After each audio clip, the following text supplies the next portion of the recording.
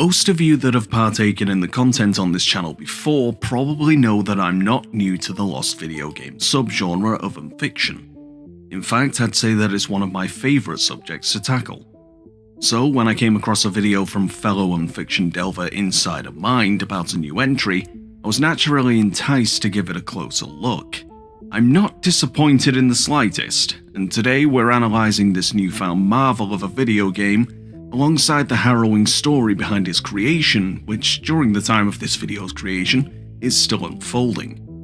Please be aware that this particular entry contains talking points and visual metaphors of sensitive subjects, so move forward at your own discretion. Before we can properly begin delving into the game itself, I'll provide you with some basic information about its creation process, since that side of it is integral to understanding what we're dealing with here. Catastrophe Crow was a game being developed by Opus Interactive for the Nintendo 64 console, seemingly deriving its playstyle from Super Mario 64's platforming system, like many other titles during that console generation's period, such as Banjo-Kazooie, Donkey Kong 64 and Conker's Bad Fur Day.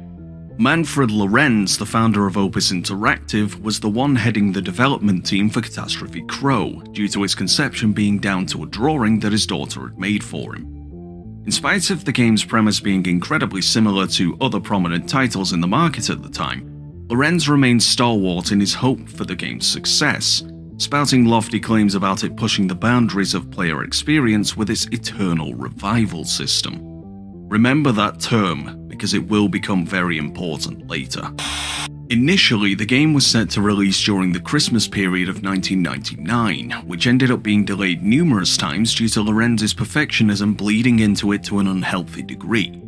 He would spend most of his time in the Opus Interactive workspace, shutting out the other developers and twisting the game into something it was never intended to be, spending upwards of $10 million on the project until the time of Nintendo 64 had ended, leading to Lorenz firing all other members of staff. Soon after, debt collectors had arrived to settle the financial deficit, only to find the office devoid of all equipment relating to Catastrophe Crow, and Lorenz was nowhere to be found, with his wife also leaving their family home a few months beforehand. Manfred Lorenz's sailing boat was found drifting off the coast a few days after that, with only a pile of clothes and a note addressed to his wife, but his body had not been recovered. The game has now somehow been acquired in a physical format by a content creator named Adam Butcher, but there appears to also be other copies in some fashion out in the wild as well. I'm going to run through Adam's playthrough first, then the other videos in the order that they were released. This is because Adam's footage works marvellously as a baseline to delve further from afterwards.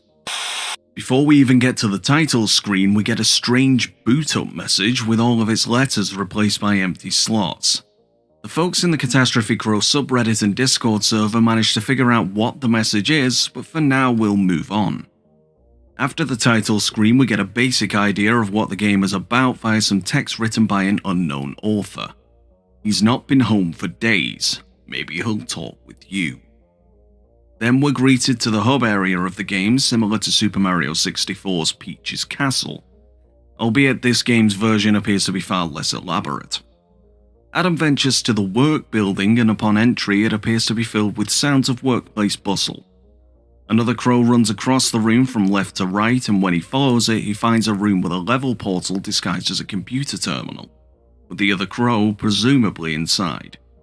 We can only assume the level it contains is the first one, and it looks almost like a sandbox area, typically utilized during game development as a means of testing whether or not assets, objects, and mechanics are working as intended.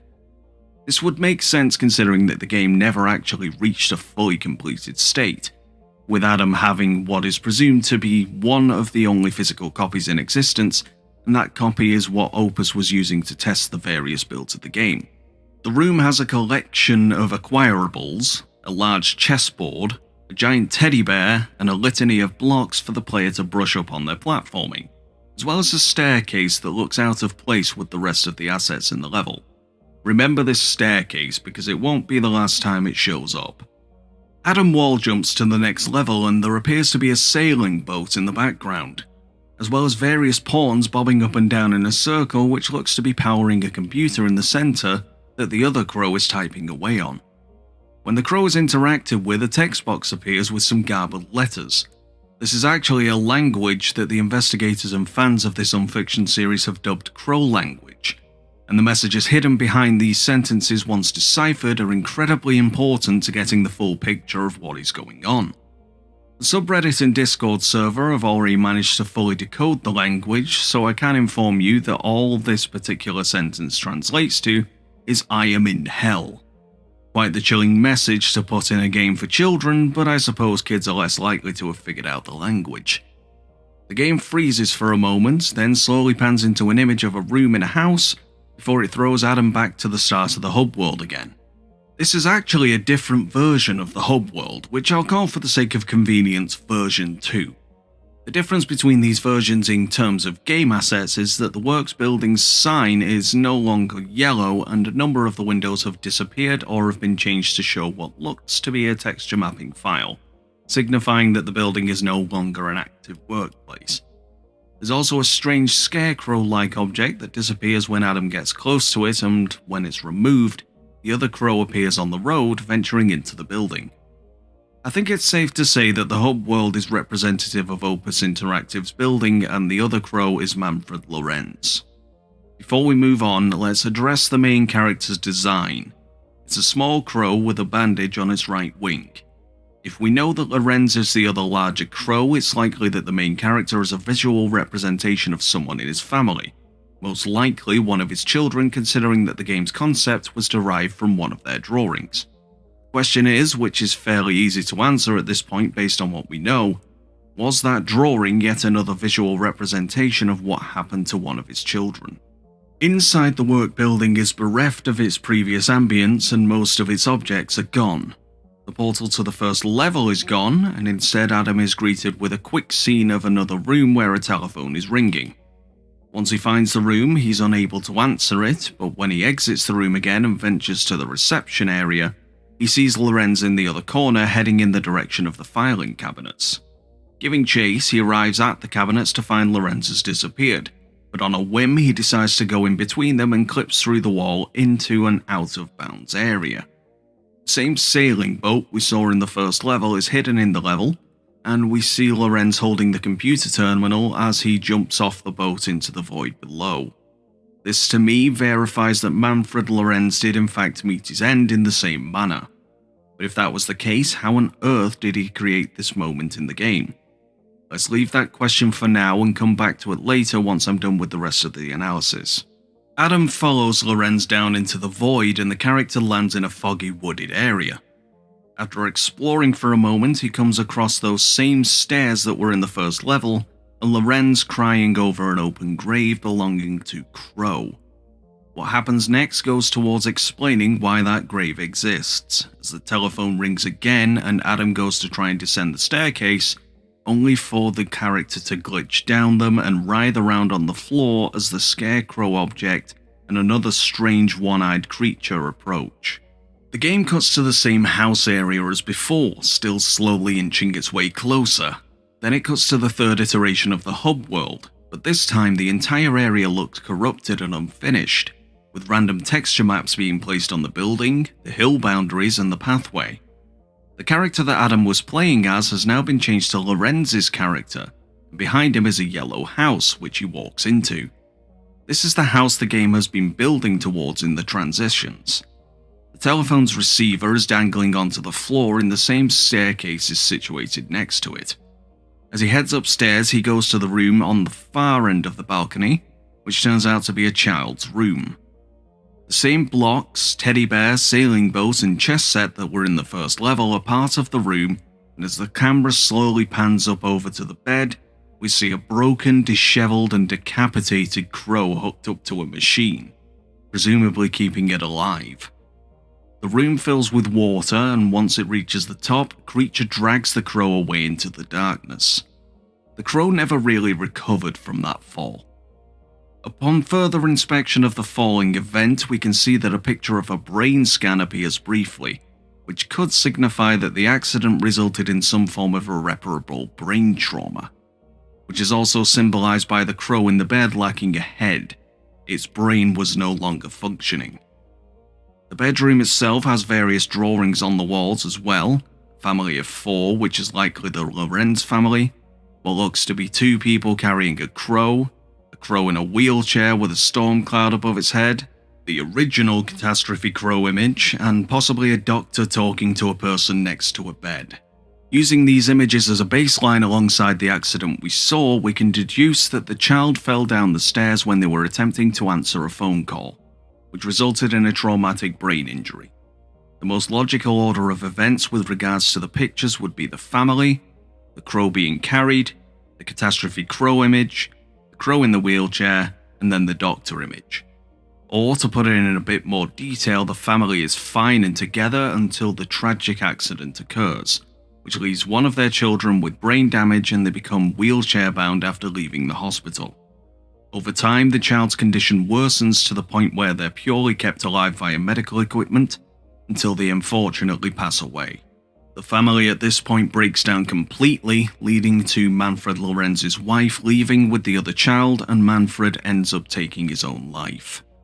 The game's title, Catastrophe Crow, appears to relate to this particular child, and considering their crow character already had a bandage on its wing, they must have been accident-prone enough for Lorenz's daughter to draw a picture reflecting as much in order for the game to be conceived.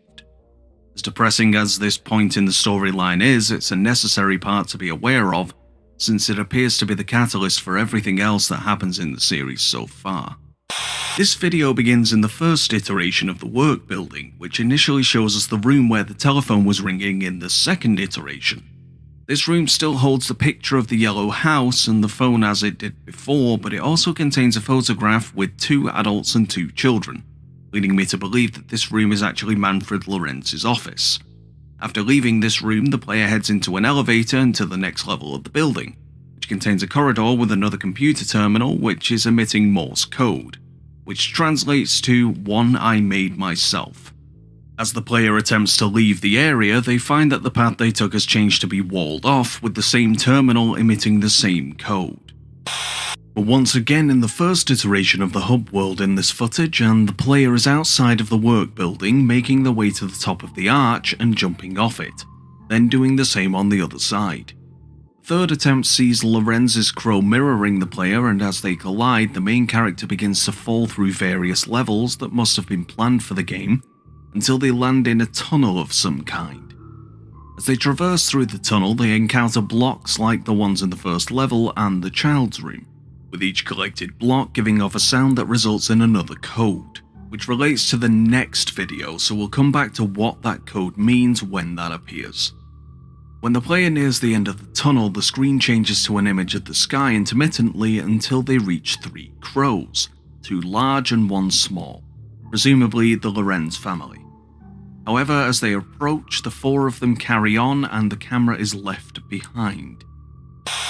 In the first iteration's hub world, there appears to be a hidden area under one of the patches of flowers that leads to another computer, but this one also has a large keyboard attached to it that makes a different sound depending on which key is stepped on.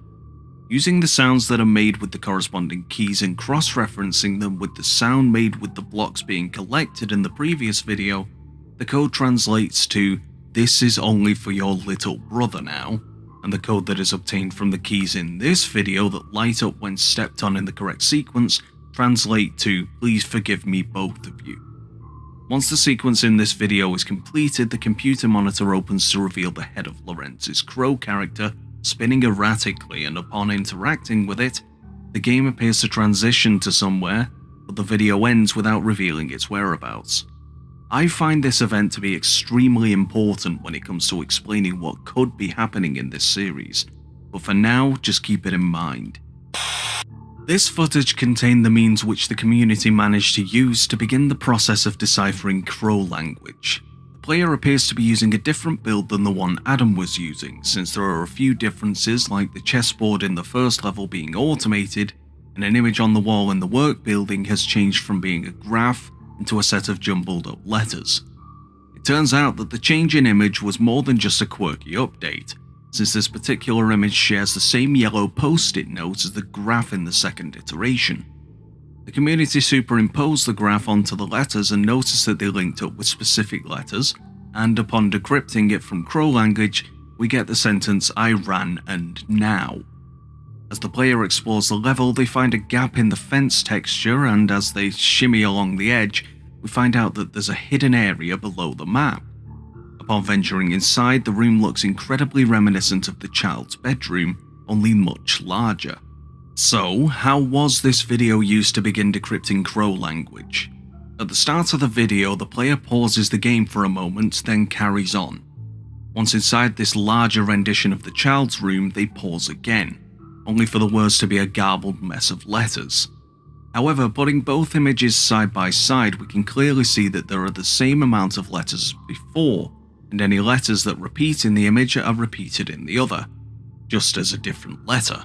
So in Crow language, P is replaced by the letter U, A is replaced by W, U is replaced by G, and so on. By happenstance, all letters within the sentence "I ran and now" are within this image. Thus the mystery was beginning to unravel, and the community had a tangible way of deciphering the other text in previous videos. This video only really has two main focal points. One is that we finally see what it looks like behind the initial starting position on the first iteration, and as you could probably have guessed, there's no house there. Other than that, we see the controller test menu, which at first glance doesn't seem like much is going on. The community deduced that this input test was actually giving out yet another coded message in Crow language. This one results in the sentence "I was too afraid." There is also a deeper code in this video which decoded into a skeletal face texture image that we saw dragging the child crow away in Adam's footage. So far, I can't see that as being anything more than an extra puzzle without much story substance. This section is in two parts, and it appears to be yet another development build. This time, Lorenz's office chair is following the player character's direction, and it can be interacted with. When the player does so, they get a message appear on screen which translates to "I dreamed of you playing this one day." This player also ventures upstairs in the elevator, and instead of getting blocked into a corridor, they find a computer terminal that transports them into some kind of forested level, similar to the one we saw in Adam's footage. They end up wall jumping to a bridge section made up of letters. Yes, this is also a coded message that ended up being "but you never will." There's also a mirror placed in this area which shows the area where the Crow character fell down the stairs, once normal, once glitched. But then something strange happens. The character model has changed into a crow without a bandage. I have an idea of why this might be, but I'll divulge that after we've gotten through the second video in this segment. This part ends with the player going up to a pier where Lorenz's crow is half submerged on its edge, and he says the following. "You always looked alike. Of course I remember you. You loved to count and sing your name, round and round. Of course I remember you." The fact that Lorenz's crow is speaking in past tense is rather telling when it comes to whether or not he's still able to commune with this particular individual via normal means. All evidence up to now points towards Manfred Lorenz, and whichever child the player character was taking the role of up to this point are dead. The question that needs answering is, which child is it? The second part focuses more on hidden codes, but it does also show a new hidden area that's accessible via an air duct on the back of the work building. The room has a hidden pathway puzzle that only shows the direction the player needs to go when they jump. It also makes a stuffed bear appear too, which is likely the same bear from the child's room in Adam's footage. Upon interacting with it, the player gets a mess of screen noise in the text box, but there is indeed a message hidden within the noise which upon deciphering it reads, "I'm sorry I could not be with you in the end." During the interaction, a strange noise appears as well, which the community managed to deduce that it was in fact binary code, which translated to a small image of an ankh. The uses of an ankh is incredibly interesting, considering the religious implications behind it, more specifically in the realm of early Christianity. An ankh represents an alternate version of the crucifix, with a circular section at the top representing the promise of eternal life. We already know that Lorenz was creating an eternal revival system, and I'll be getting into what he says about it later. but for now keep it in mind. This footage is focused on the first level, with the player utilising the platforming blocks section to reach an invisible path at the top to collect the sailing boat. As the player turns around, it appears the blocks were arranged to create yet another hidden message. Please forgive me, my little crow. Other than that, the music in the level appears to be corrupted and lowers in pitch periodically. However, that is the final hidden message we needed to complete the very first puzzle that we were given. Remember the first screen that Adam saw when he started up his copy of the game that had a collection of blocked out characters? These messages are what fit into those empty spaces. Once they're put together in their proper places, the message reads as follows. Dearest Thea, I am sorry I could not be with you in the end. I was too afraid. I ran, and now I'm in hell. When I made myself. I dreamed of you playing this one day, but you never will. Please forgive me, my little crow. Please forgive me, both of you. Dad. This is only for your little brother now. This is a letter from Manfred Lorenz to his daughter, the one that created the original image of Catastrophe Crow. It would make sense that the Crow character in the game is actually representative of Thea Lorenz, considering that the game was initially intended for her to play. So Thea Lorenz unfortunately passed away before the game could be completed. But what of her little brother? The message actually has letters that were intended to be put together to create another message. Dearest Nils. Nils Lorenz has barely been referenced at all at this point, but he is no less important to this story. There's one more video that I'm going to look at for now. Then I can talk about what I think is going on and discuss the other pieces of information outside of the videos. As you can probably guess by the title of this particular piece of footage, the player heads to the forest level via the computer terminal on the upper floors of the work building. They immediately head towards the mirror in order to change into the Crow model without a bandage. Then they head to the grave site that Lorenz's character was crying next to in Adam's footage. They collect the headstone and then they return to the work building again. For some reason, the building lights appear to be much dimmer, which doesn't seem to have much of an explanation aside from the character model being changed. Upon reaching the ground level again, telephone's ringing, but the player doesn't attempt to interact with it, presumably being already aware that they can't actually answer it. After venturing outside, they continuously jump to reach the top of the work building, which houses a large collectible key. Once collected, an Enter Name screen appears, which the player doesn't actually use. Then a table image shows up with various letters laid out on it. This is a Visionaire cipher table, which the community has been using to test a myriad of different sequences to see what messages they can obtain. I will come back to that table in a moment. The player, for what seems at first to be out of pure curiosity, looks up to the skybox and sees that it's laid out in the shape of a pyramid. As we know, pyramids were notoriously utilized as resting places throughout human history, and I don't think that choice of shape was accidental at all for reasons I'll get into soon. Finally, they jump off the edge of the map and happen upon a gateway, which leads them outside of the hub world and reveals that the entire game world is housed inside a futuristic looking pyramid, and the player walks away from it until the footage ends. A strange but interesting quirk of the Visionaire cipher table for Catastrophe Crow is that there only appear to be 3 words usable in order to decrypt messages: Thea, Nils, and Crow.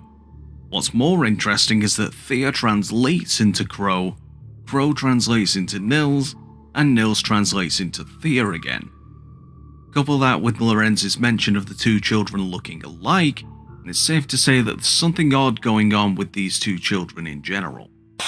The following image you see on your screen right now is a copy of an interview with Manfred Lorenz.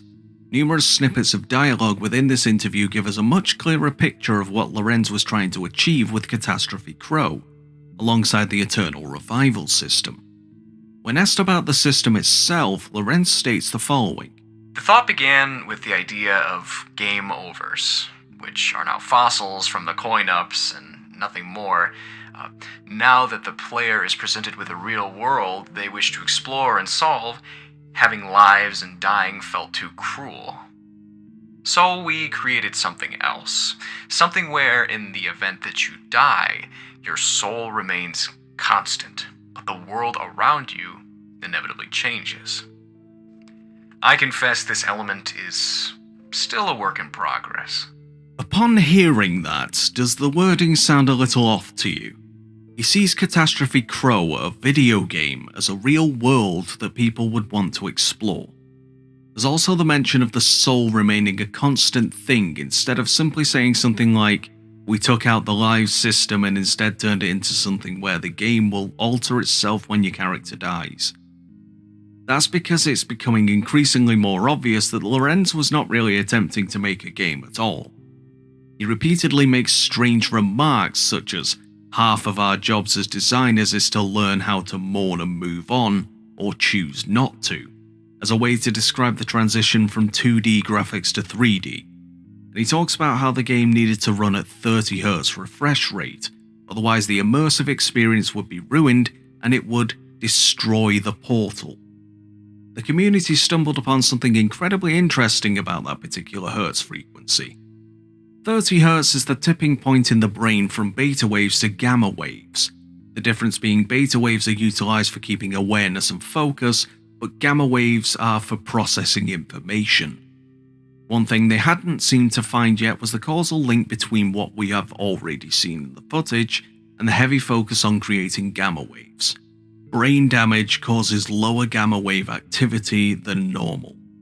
The final two quotes I want to mention from this interview are, "Manfred Lorenz tried to enter the 3D realm and never come back," and when he was asked what he planned to do after completing the game, he answered with, "I cannot imagine anything after Catastrophe Crow." Does that sound like someone that was ever truly intending to release it to the public in the first place? Or does it sound more like someone who was using this project as their magnum opus to leave on? Yes, the choice of name for the company is not random in my eyes either. I think that the Eternal Revival System, or Catastrophe Crow, is Manfred Lorenz's way of trying to live on in a digital state along with his daughter Thea Lorenz, but also try to connect to his son Nils Lorenz. However, if that was the case, what was its original purpose before Thea died? Well, I think that Catastrophe Crow was also intended as a means to allow Thea to be a virtual presence as well, since she likely deteriorated into a bedbound state shortly after the project began. But since she died before it was released and Lorenz believes that the soul can remain, he decided to become a part of the Eternal Revival System, but it does not appear to have worked out as intended, since Thea is not really there with him unless it's a repeat of the accident and her subsequent demise, leaving him in his own personal hell. Of course, these deductions are purely speculative based on the information provided, but that's what I have so far. Before I end this video, there's something about this series that I need to address before I consider making any further installments to this analysis in future. Since finishing off this script, a rather unexpected development has taken place. Catastrophe Crow's ROM files have been made public. When I say the ROM files, I mean the assets and event triggers that were used to create the footage that we've been watching. Of course, this causes a bit of an issue in terms of validity and suspension of disbelief.